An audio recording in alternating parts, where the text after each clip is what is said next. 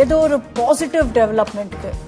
அதே டைம்ல ஆந்திர பிரதேஷ் பாருங்க, தெலுங்கானா பாருங்க, கர்நாடகா பாருங்க, எவ்வளோ ஏர்போர்ட்ஸ் இருக்கு, எவ்வளோ டெவலப்மெண்ட் இருக்கு. அதனால தான் இந்த கேள்வி இப்போ எல்லாரும் கேட்குறாங்க. இந்த மாதிரி மேடம் டெவலப்மெண்ட்டு எந்த மாதிரி டெவலப்மெண்ட் பார்க்கலாமா? அதுவும் எல்லாருக்கும் தெரிஞ்சிருக்கு. அதுவும் நீங்களும் கூட கோரிக்கை வைக்கிறோம். இந்த பரந்தூர் விமான நிலையம் பண்ணும்பொழுது டிபிஆர் ப்ராஜெக்ட் அரசுக்கு மட்டும் தான் தெரியும். டீடைல் ப்ராஜெக்ட் ரிப்போர்ட் அரசுக்கு மட்டும் தெரியும். அந்த டீடைல் ப்ராஜெக்ட் ரிப்போர்ட் வரதுக்கு முன்னாடியே ஒரு கட்சி சார்ந்தவர்கள், நான் எந்த கட்சி பேரையும் சொல்லல, ஒரு கட்சி சார்ந்தவர்கள் அந்த நிலத்தை சுத்தி லேண்டை வாங்கி மிகப்பெரிய ரியல் எஸ்டேட் மோசடி நடந்திருக்கு.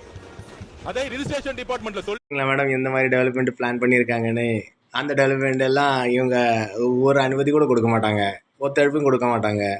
குடும்பத்துக்கும் அந்த கட்சியில் இருக்கிறவங்களுக்கும் மட்டும்தான் டெவலப்மெண்ட்னு சொல்லி நடந்த டெவலப்மெண்ட் எல்லாம் முடிஞ்சிச்சு, அவ்வளோதான். இனிமேல் மக்களுக்கு என்ன தேவையோ சொல்லியிருக்காரு. ஏர்போர்ட்டுக்கு நான் எதிரில்லை, எங்கே வேணால் ஏர்போர்ட் வரட்டும், ஆனால் இங்கே ஏர்போர்ட் வர முடியாது, அவ்வளோதான், முடிஞ்சிச்சு. நன்றி, வணக்கம்.